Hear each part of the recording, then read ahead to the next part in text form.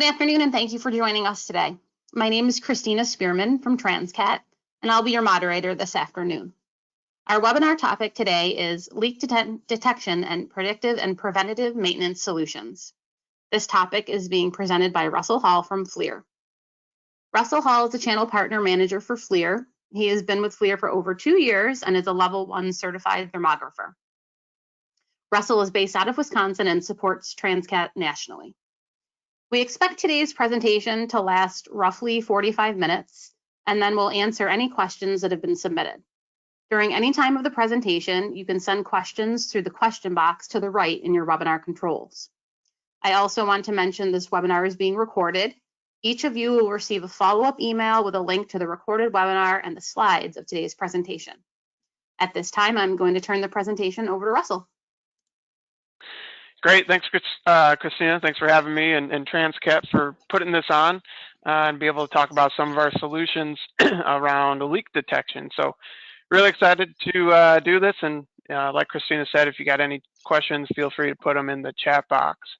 I'm going to turn off my webcam right now because we do have some videos embedded into the presentation, so to help with the bandwidth, I'm just going to turn off my webcam, but wanted to just say hello to everybody, and then we'll get into some questions at the end of the presentation as well. All right, so getting started. So just a quick agenda. We'll go over a leak detection overview, kind of what this area is, how it's been done in the past, and what FLIR can do for you moving forward. And then more specifically, a little bit on gas detection, and then as well as air leaks and partial discharge. And then again, we'll have a Q&A. So target users of leak detection and predictive preventative maintenance, one of the biggest groups are utilities. So just in the United States or North America, there's over 3,300 utilities that provide power transmission and distribution of electricity. These can be either IOUs, co-ops, municipalities, local municipalities, and then also electric generation using nuclear or natural gas, coal, or other renewable energies. So there's definitely a broad mix and a big portion of folks out there, hopefully some of you guys on the call today, that could definitely benefit from this. So if you are one of these people, glad to have you on board today. Think you'll get a lot out of this presentation. And so some of the questions, some of the qualifying questions, again, just to make sure you're on the right webinar today. Do you have gas or air leaks that are hard to find in your facility? Do you have gas or air leaks that you think you have but aren't sure, because if you can't see it, right, it must not be there. Kind of like if a tree falls in the forest and nobody's there to hear it, doesn't make a sound, right? If you can't find it, you're not sure how to find it, that could be an issue. Do these potential leaks create a safety or environmental hazard at your plant? Do these leaks cost you money if left unattended?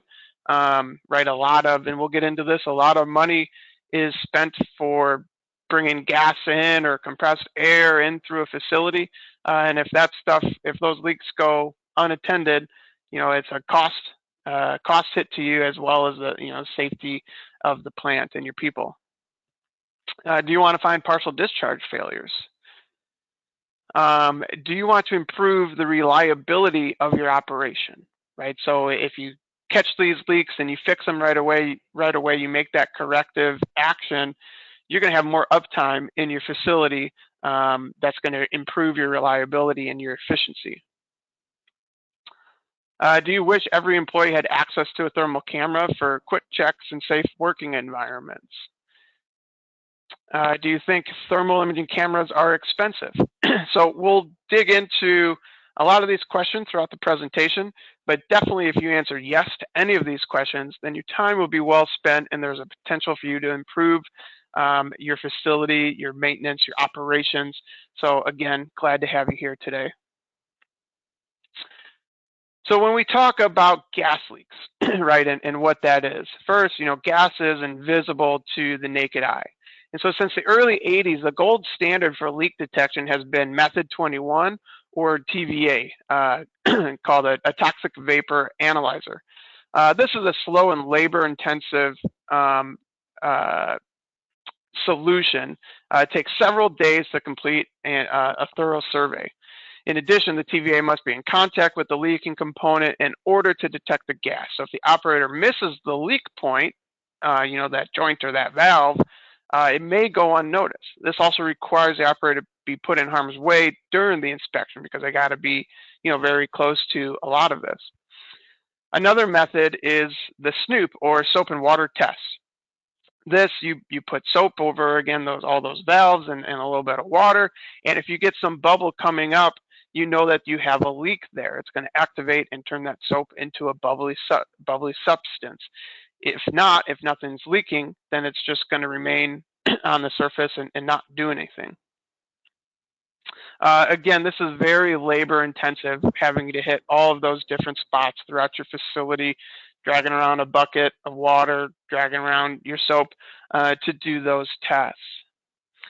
A more newish technology would be laser assisted or an RMLD. These can scan, they can actually scan larger areas, and you can be a little further away as opposed to the soap and water, where you got to be right there.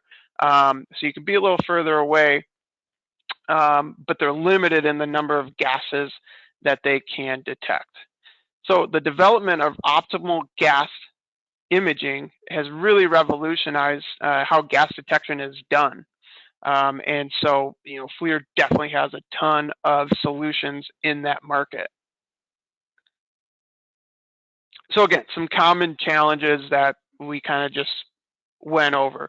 Time consuming, right? These gas detection checks, they can be very time consuming.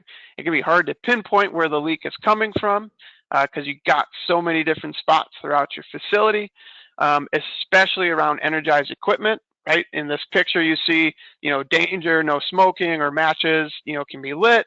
So, around this energized equipment, you can't always get the people close enough to do those inspections or scans because you're going to be putting them in harm's way, right? That's another challenge or obstacle. It's very easy to miss leaks.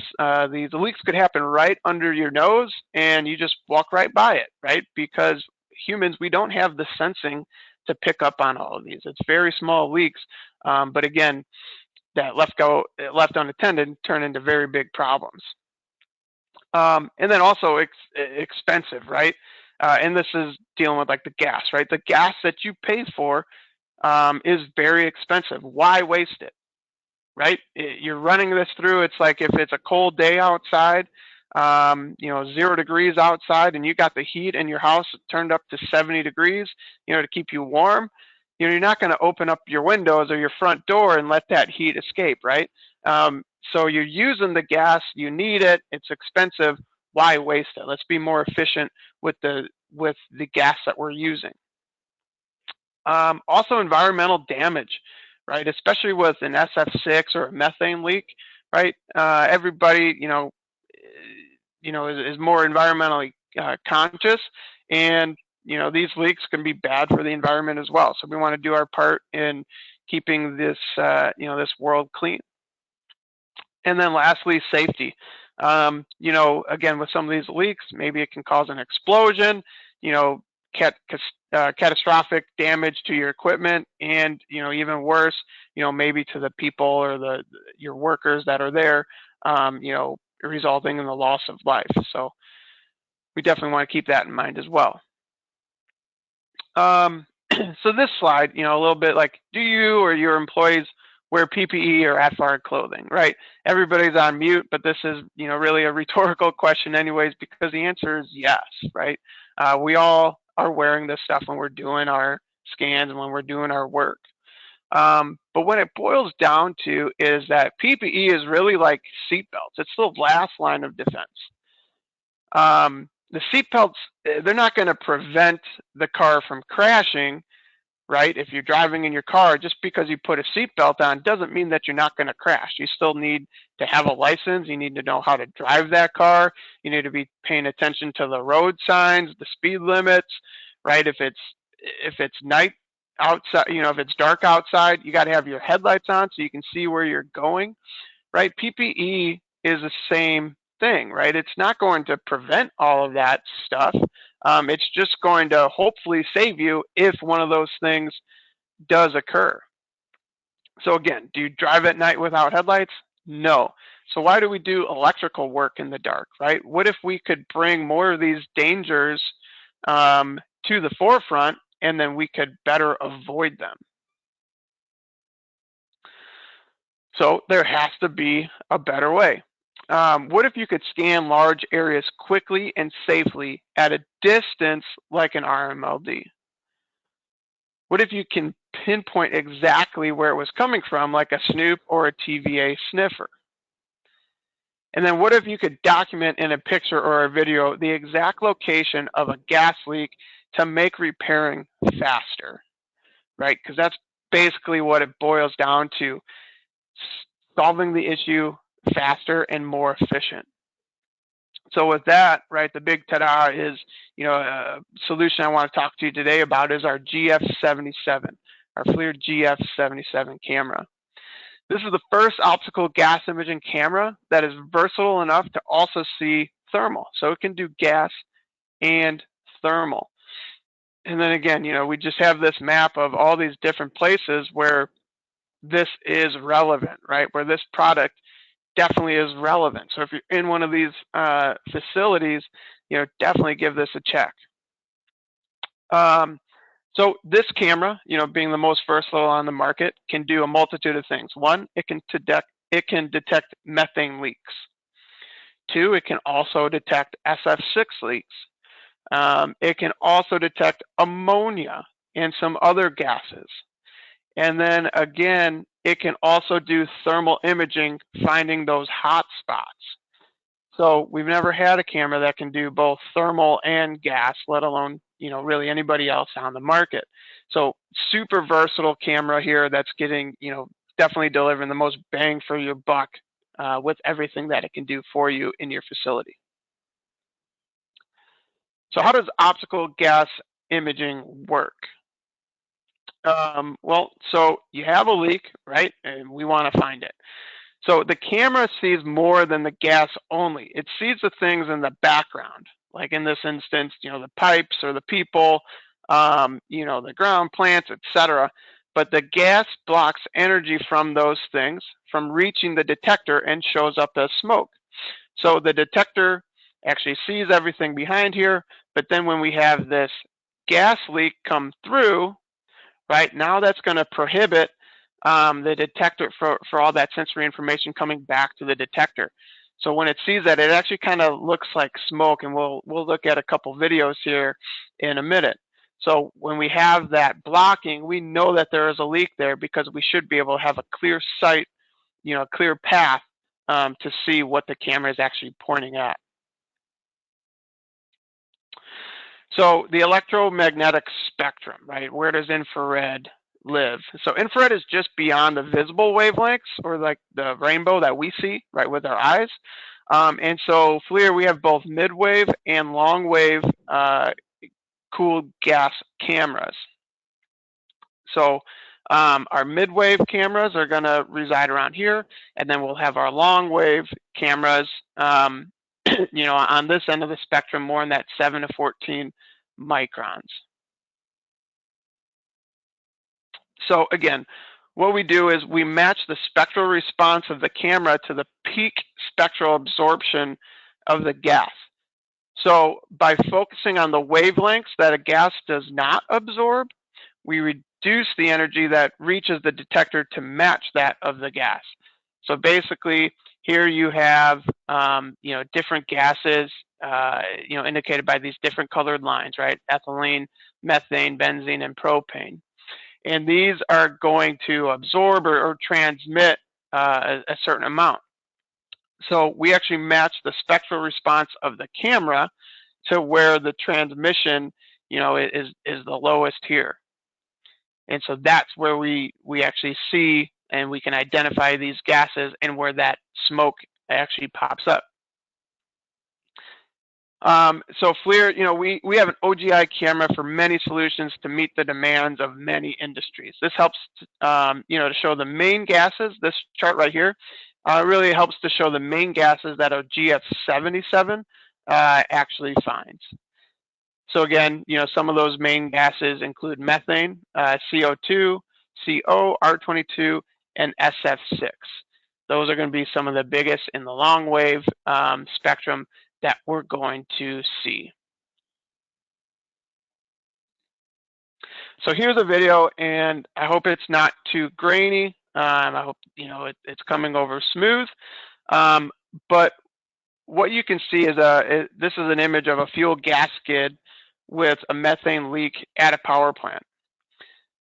And some folks out there might say, well, don't we already solve for methane leaks with mercaptan, right? And the short answer is yes. But in most plants, and for those that don't know, mercaptan is it basically, you put it into the methane and it produces a smell, right? It's like that bad odor that you smell that lets you know that there is gas in the area. So this is a common practice. So if you smell that, because methane left untreated, you really can't smell. It doesn't have an odor. So you put this mercaptan to give it that nasty odor that lets you actually smell it. So yes, that happens. But in most plants that have natural gas, let's say, you can start to smell that mercaptan right when you walk onto the grounds, because at some point or another, there's always a little bit of gas leaks or bad leaks or whatever, where you smell that, and then you actually become numb to it. Your senses actually kind of become a little numb to it, and you smell it, but you might not even know you smell it, or you're so accustomed to it, and or you still can't even pinpoint where it's coming from. Yes, I smell it, but I don't know if it's this valve, that valve, this skid. I don't know where it's coming from. Now, if you smelled that in your house, in your kitchen, you would say, this is a different smell, right? In my kitchen, it should not smell like this. Something is going on. I need to turn my gas off. I need to call my utility company. I need to evacuate the house to make sure that the place doesn't blow up. But a lot of times in these power plants, you kind of just become numb to that. Here's another example of a flange that is leaking. Again, here we have methane. So, and this video actually goes through three different modes of the camera, and I'll play it a couple times here. We'll have a thermal imaging mode, a visual imaging mode, and then an enhanced high sensitivity mode. So kind of this this black and white, where it looks kind of scratchy a little bit, if you will. That's our high sensitivity mode, what it's in right now. And then I believe it goes to the visual image. So now, these cameras this is our thermal image, and then this is our visual image. So these cameras, and this is a video that you could record and then pass on to, your other people that are working there and say, hey, this flange, and then you can get the visual image as well, so they can better identify exactly where it's coming from, which is nice. Maybe on that, maybe on the pipes and the tubing's coming in, maybe there's some sort of indicator that lets you know exactly where in the plant that is. And again, right, let's think back to that image I showed earlier, right, where it says no smoking, right? This is why you can't smoke, or light a lighter in these environments, because it can be very dangerous without you even knowing. Again, you could walk by this and without a camera or whatever, you might not even smell it. You might not even know it's there, but could end in a bad day for you and the people around you. Here's a circuit breaker. So now, again, we can do the methane. Now moving over to SF6 gas, that is more common for power generation. So here, in order to do this, all we have to do is change the lens on the camera. In the other videos, we're using a low range lens to detect the methane, but now by simply switching to our HR or our high range lens, now we can see different gases. It opens up to some different gases. And the primary gas for this high range lens is SF6, or sulfur hexafluoride. So as you can see on this breaker at the top of the bushing, and I'll play it again, coming out right around here, you can see some smoke. You know, again, it looks like smoke. You can see that smoke coming through. You can also see some things that look like shooting stars going across the screen. There's one that goes right there. Those are actually like bugs, little insects. So it's just pretty cool, right? The power of this camera, that it shows, you know, because they have different heat than the air around them, right? So that's how it's picking it up. As you can see here, this little green square that you have, that is for our high range lens. If I go back to the previous, you'll see this red. That's our low range lens. And again, they're filtered to match and find these different gases. Both lenses can also find thermal hotspots as well. So, and then here's a picture of this, right? So nothing is necessarily wrong with this image, but I just like this image. It's a nice looking image, right? Where you get a lot of detail. Again, shooting at a breaker like this, you get a lot of detail on the heat and the different heat patterns and where everything is. So nothing wrong with this connection or anything, but you know, this is a 320 by 240 thermal imaging IR camera as well. So really quick, right? Going over some of the features again. You know, this can do your thermal imaging operations. So 3 different temperature ranges on board the camera that you can put the camera in. So from -20 to 80 degrees C, 0 to 250, or 0 to 500 if you do have higher temperature scans you have to complete.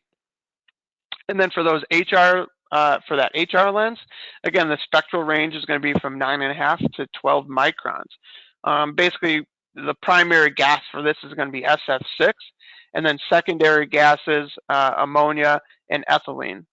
And then we have this available in 25 degree or 6 degree lenses. For the red or the LR, the low range lenses, again, the spectral range is going to be 7 to 8.5. Primary gas with this is going to be your methane, and then secondary gases, SO2, N2O, and then some refrigerants, R134A and R152A. Again, you can get this in 25 or 6 degree lenses, depending on, you know, how far away your targets are.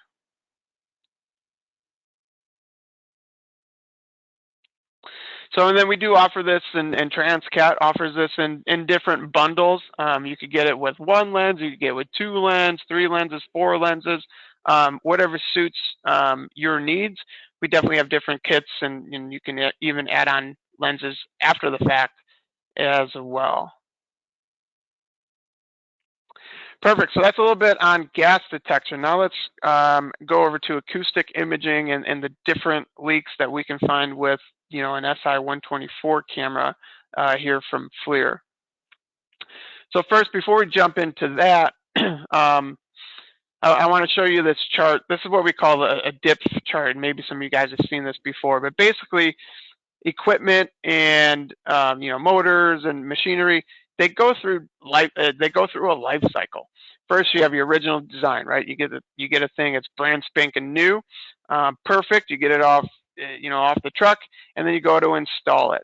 When you're installing it, you're going to do some precision installation, you know, laser alignment, bolting it down to the ground if you have to, all of that good stuff to make sure that it is ready to go. Then after you own and operate that equipment for some time, you're going to come into this P phase, and that is, you know, the point at which failure can begin to be detected.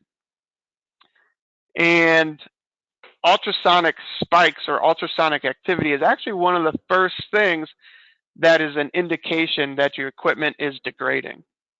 And to put this in a little perspective, it's like buying a brand new car, right? You buy that brand new car, you drive it off the lot, and this thing is clean, you know, everything's working, the radio, you know, you hit the gas, you go, your power windows are working, your sunroof, all of that good stuff, right?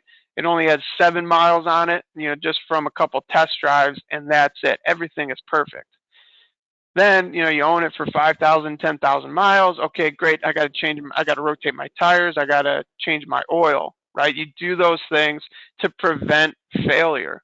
Then maybe you get to 50,000 or, 75,000 miles. Now there's some filters that you got to change, right? Or now maybe your tires, instead of just rotating them, you got to get new tires, right? But then once you own that car, for 100 or 120, 150,000 miles, now maybe you're driving down the highway one day and your car starts to shake or vibrate or something, right? You're like, well, I've never heard this before. I've never felt that before, right? I got to get this thing in. And then you tell your mechanic, yeah, anytime I get up to 80 miles an hour, my car feels like it's about to fall apart, right? And then they charge you an arm and a leg, and then they fix your car.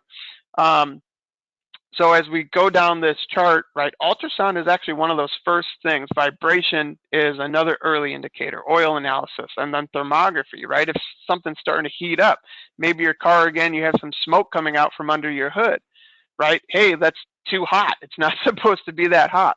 Maybe I got to change a belt, or, maybe I need to grease this thing, get some oil in it, right, to make sure that it stays cool and operates as it should.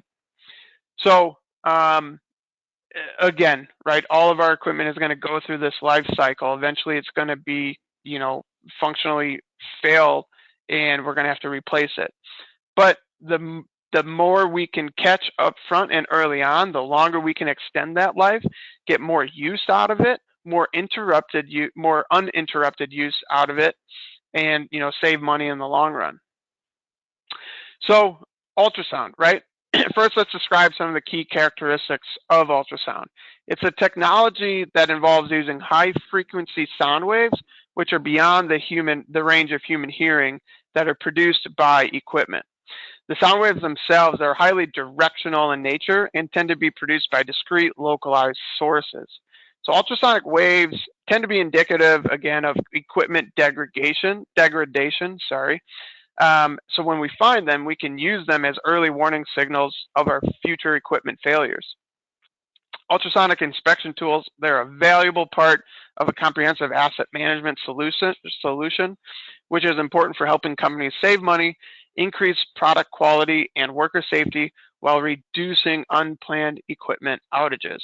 So again, very powerful if you implement this into your everyday plans. So again, why ultrasound? Well, so a pressurized leak will cause turbulence, which can be located using ultrasound.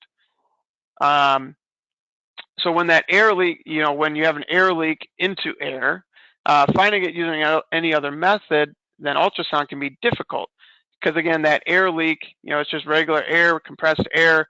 It's not going to have an odor. It's not going to have you're not going to be able to see it. It's not going to be colored like smoke or anything like that. Maybe even wave your hand over it and you might not even be able to feel it, right? Some of them can be that small, or, there's so many different places to detect. But with ultrasound, it can be very easy.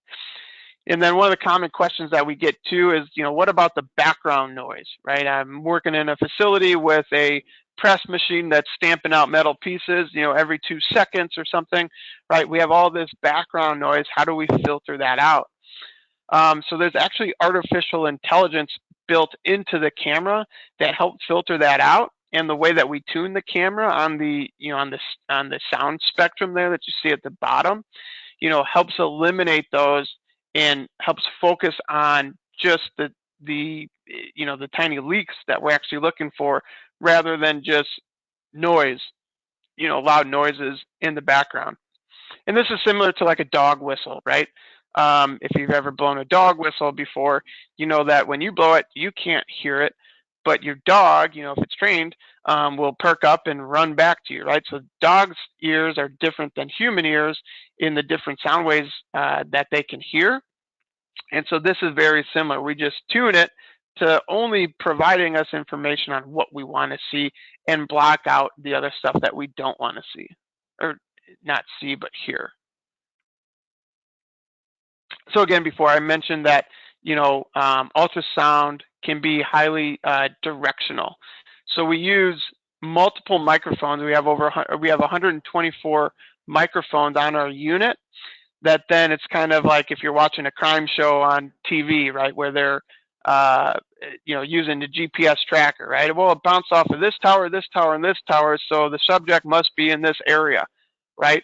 It's kind of the same concept where we have all these different microphones and they're picking up all the different sounds, and then the information is all coming back together where those microphones say, boom, here it is. We triangulate that leak, and then we can find it and bring it to light on the unit on the screen. So here's a little image of that, right? You can see this kind of rainbow image here with a blue ring, green, and then red in the middle, and that's pointing, right at where that leak is. So again, we combine an array of these microphones, 124 of them, so the camera can pinpoint exactly where it is. This is going to represent, being able to do it, basically 10 times faster, or 90% reduction in inspection time. Again, right, we're not doing that soap and water test where you'd have to put soap and water along all of these different lines just in this one image that we're seeing, right? You scan the whole thing, you find the one leak. And then this stuff it's really relatively easy to learn. It's really kind of just point and shoot, and then the camera does the rest, and then we have some software on the back end to help you build out the report and really analyze exactly what you're looking for.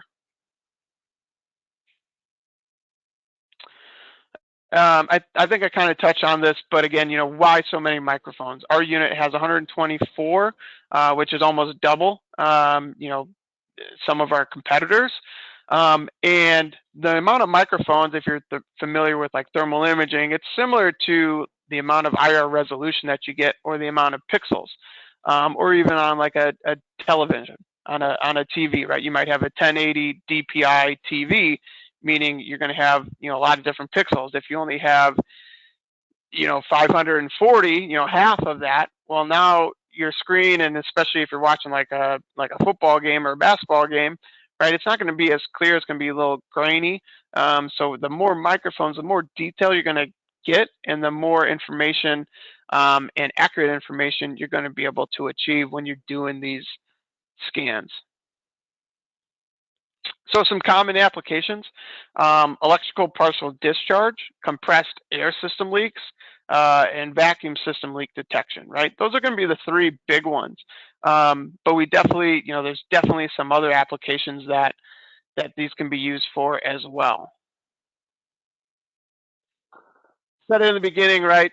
Gave the example, if it's cold outside, you got the heat on in your house, you're not going to open up the windows, right, and let that heat escape.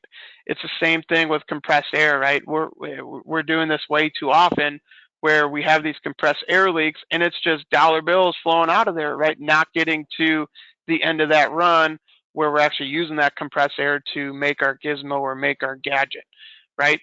We're losing a lot of that money before it even gets to us to use. There's actually been some studies done by the Department of Energy, and they say that about 30% of a manufacturing facility's electricity is consumed for compressed air. So you're using that for heating the building, cooling the building, turning on the lights, right? All of that good stuff. 30% of that utility bill every month is going to be for actually, running your compressors for compressed air.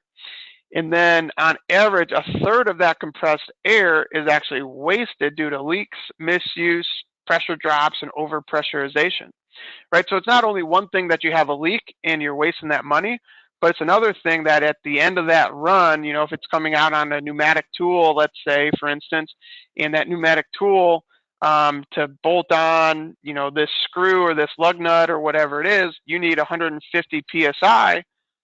Well, now because you have a couple leaks before it gets there, you're only getting maybe 140 or 150 PSI. And because you're not getting the right amount of pressure, or air coming through that tool, now you're not going to be able to, maintain your quality as effective, or you're going to have to, over tighten that. You're going to have to continue to use that using even more air, right? So there's just going to be some inconsistency when it comes with that, on top of, just the lost money that it represents. And so then if you build this out, you know, on a typical manufacturing facility running a 200 horsepower compressor, you know, maybe 6,800 hours a year, right, at 11 cents a kilowatt, you know, if you have that little leak, or, you know, some of those leaks, you know, that might be close to $40,000 just in lost, you know, money that you're just putting air into your facility instead of into your product, right? And all we got to do is tighten a valve, you know, replace a hose, right, to fix a lot of these. They're going to be easy fixes, but they're hard to find unless you have a tool like our SI-124. Once you find them, you make the easy fix, you save all that money. You're going to make your finance, you know, and accounting and controllers, you're going to make them very happy. So here's an image, again, just a nice big image. Using our camera, very easy to do. All you have to do is trace your facility from your compressor all the way throughout, you know, where your air could be going. And if you see something like this rainbow spot, you found a leak or a problem. You can then simply take a picture right there on your unit. It records it, and it can blast it up to the cloud. And then you can send that to somebody. Maybe you're the person that's just going to do the checks, and then somebody else is going to do the fixing or the replacing. Then you can send them, you know, 3 or 5 or 10, however many different leaks that you found. Say, hey, I found all these leaks. Can you go, you know, fix these leaks? After they tell you, yep, I did that, now you can just go back, double check their work, and say, yep, the leak is gone, you know, and then tick the unit, you know, a week later or 2 weeks later, and do it again, because these leaks are, you know, going to pop up somewhere else. Here's just another image of that, right? Again, you get this nice, clear image of exactly where that is. You know, it's right on this connection. You know, maybe it's just tighten that down, get your wrench out. You know, maybe it's a black electrical tape or something, you know, to seal it and you know, control it. Whatever you got to do, it's probably going to be an easy fix that's going to save you a lot of money in the long run. Also, similar to the GF77, that can do multiple, you know, very versatile, can do multiple applications. Our SI-124 is much the same, where it can find the compressed air, and it can also do partial discharge for some of those utility applications as well. So we talk about partial discharge. There's really 3 different classifications of it. You have corona, which is the ionization of fluid or air surrounding a conductor, right? And sometimes you can hear this if you're walking by a power line. It's kind of that buzzing sound that you might hear, right? Some of that is corona in the air, not the corona that's, you know, infecting the globe, but, you know, corona right there in the air. You can also have tracking, so surface tracking over a contaminated insulation joint. And then also arcing, which arcing is, you know, electrical breakdown of a gas producing a plasma discharge, right? And this is, you know, maybe like the most serious of them, right, where it can cause major damage, you know, very big safety hazard to people as well.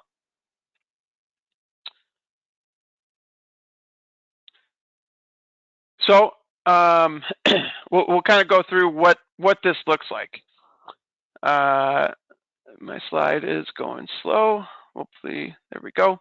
Okay, so first, right, you have partial discharge or corona is identified by the SI-124, right? So you scan your equipment, you get the image, it says, hey, there's something going on here. Then you take a picture, right? You store that picture up into the cloud. And then, you know, after you do your scans, you can bring your camera, you know, back to your office, you know, or to your computer, and you can upload these images to the cloud, you know, for processing.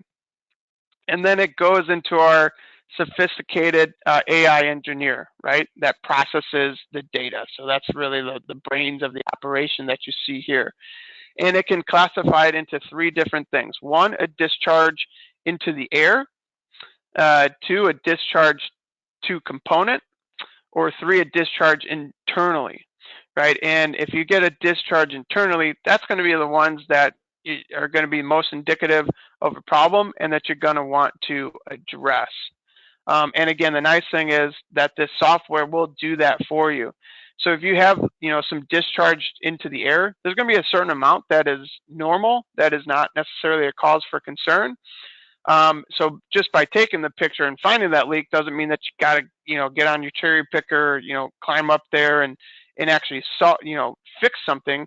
There might not need to be any fixing. But when the software does tell you, hey, this is actually a discharge internally, that's where you're going to want to get out there and make something happen. So it'll give you these different icons, right? So discharge into the air, a discharge to a component, or a discharge internally. So here is a faulty insulator that we see right here. So as you're walking, right, you're going to want to take these images, anything like this, right? Boom, you see it, it's popping up. Take that image. Right now, we might not know if that's a good thing, or a problem or not. But we see that rainbow image. You want to take it. You want to do some further investigation. So take that image and save it to the cloud. You're also going to want to do a visual inspection, right? So maybe take out your binoculars if it's far away, if necessary, to ensure that the insulator is clean of any potential dirt, debris, bird poop, anything like that that could cause this discharge on the surface of the device. So, maybe this thing just needs to get cleaned, or that's why it's causing this ultrasonic spike, is because there's bird poop on it. So you want to make sure that it's clean. If it is clean and there doesn't seem to be any other reason for this, to be creating this ultrasonic spike, then something could be happening internally, which you would want to fix. Then if you do get that, you're going to want to schedule the repair. So here we see, that it tells us this is a discharge on the surface or inside the component. So you take this image after you did that analysis, then you send this to your team. Hey, we need to get somebody out there. What's the earliest we can schedule somebody to go take a look at this before it becomes a bigger problem? Here's an example of a surface discharge on an insulator. So again, you're going to get this analysis on our software that'll tell you, whether it's what type of discharge that it is. Again, this one turned out to be, on the surface, not internal, but it'll tell you, this is going to be internal or on the surface. This is a floating discharge, and again, not a cause for concern on this one. So this is a discharge between components. So you got these different components, around each other. Sometimes you're going to have some of that ultrasonic spike or that ultrasonic activity between the different components. Doesn't necessarily mean anything is wrong, but again, you take that image and then you put it into the AI processing, and then it'll tell you what to do or if anything is needed. So really quick, just some down and dirty features and benefits of the FLIR SI-124. First and foremost, it can do both air leaks and partial discharge, giving you, many applications in one device. It's super lightweight, just about 2 pounds, can be operated with one hand. And the range, is over a football field, right? It's 328 feet. So if you're on the ground and you're shooting something in the air, this thing has incredible range to give you those detailed images that you don't have to, climb up there, get your cherry picker, do any of that stuff. You can do all of your scans comfortably from the ground, which also means that you can do them faster, by not having to get other equipment involved. And also you're going to be able to protect yourself from those dangers by not putting yourself in those dangers. It's got a built-in plus external replaceable battery that allows for 8 hours of operating time. So you get a full day's work. It has Wi-Fi for connecting to the cloud. It's a big 5-inch color display, and then, pretty standard operating temperature. Pricing, about $20,000 on this unit. And again, Transcat is happy to sell these to you.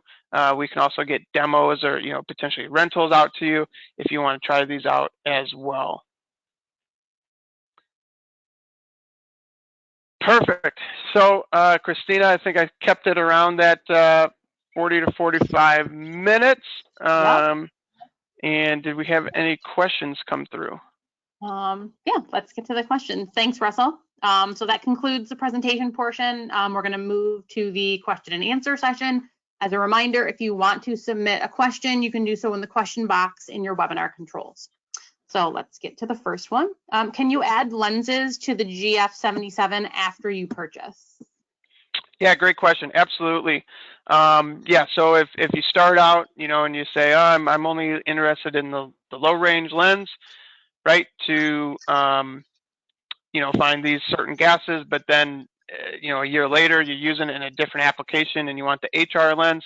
Yes, you can buy lenses after the fact. You could actually you will actually send the camera back to FLIR service. We typically turn it around in, you know, about 5 days, and we'll calibrate that lens for you. But you don't have to go and buy a totally different camera. You can just tack on any lens that you want at any point. Okay, staying with the GF77, is there report software available with that? Yeah, great question. So there is report software.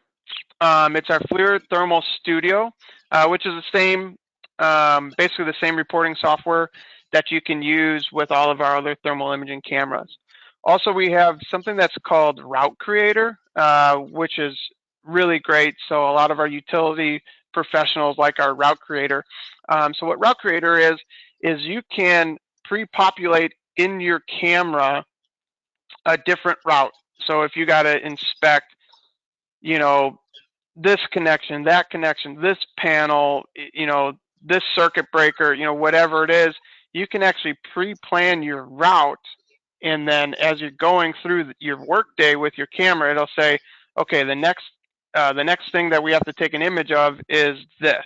You say, great, take an image. You can actually take a note or a voice annotation for that image. And then you can categorize it, library, write a library for you.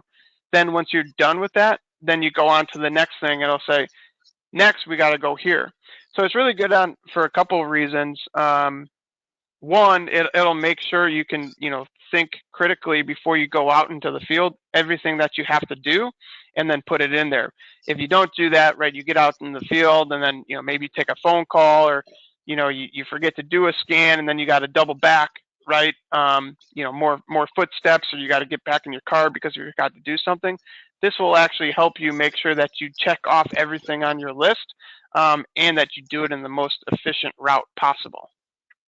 So yes, there's definitely software for the GF77 as well. Okay. All right. Switching over to the SI-124 question. The analysis software for the SI-124, can it be hosted on our company internal server and not the cloud? Hosted on the. So yeah, they want to know if it can be hosted on their like internal server. That's a good question. I'm not exactly sure, and I'm not that tech savvy when it comes to it. Basically, it's like a URL that you can use, and you know, multiple people can use it. You could buy one camera, but multiple people actually use the software. So getting it on your internal server, I'm not exactly sure. I'll have to follow up on that. Okay, and I can get you the person that asked the questions and their information. So okay. Okay. The next one, how sensitive is the ultrasound camera? How small of an air leak is it able to detect? What if the air pressure is only 3 psi? That is a good question. Let me pull up, see if I can find, pull up a data sheet. I don't have that off the top of my head, but give me 1 second.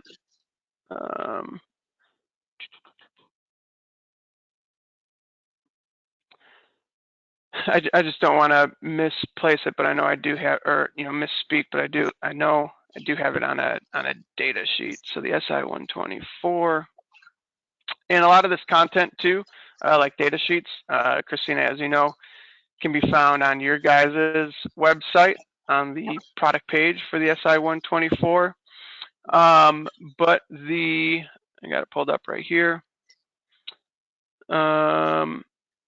So in a typical industrial environment, the lowest leak from 3 meters away can be 0.032 liters per minute at 3 bars. So you can see that from roughly like 10 feet away. If you're about 30 feet away, the smallest leak will be about 0.05 liters per minute at 3 bars of pressure. Okay. All right. So the next question, if you have a compressed air discharge in your line, is the image you're seeing the air, or is it in the temperature difference of the pipe and the exit point? Say that one again, sorry. Okay, if you have a compressed air discharge in your line, is the image you're seeing the air, or is it the temperature difference of the pipe and the exit point? Gotcha. Yeah, so the SI-124, when you have that compressed air leak, it's not seeing temperature. It's seeing that ultrasonic activity. So basically, you know, you almost kind of think of it as like vibrations, right? It's seeing that little vibration, that noise coming out of that. So it's not seeing, the SI-124 is not tuned to see temperature or detect temperature or the air around it. It's actually picking up the noise that is so microscopic that we can't hear it. It's actually picking up that tiny noise. Okay. And the next one, for the SI-124, regarding vacuum leaks, how far can it detect and how small of vacuum leaks can it detect? I don't know that one off the top of my head. Okay. So yeah, Christine, if you could, I apologize, if you could send me a note on that one, we can Sure. do some further investigation. Okay. All right, so those are all the questions we have, and that concludes our time for today. If you have any further questions or would like to find out more about Transcat's product and service offerings, please contact us at 800-828-1470 or on our website at transcat.com. We thank you for joining us. We hope you got something out of today's presentation and that you continue to join us for future Transcat webinars. Have a great day, everyone, and thank you, Russell. Awesome. Thanks, everyone. Thanks, Christina. Okay, thank you. Bye. Bye.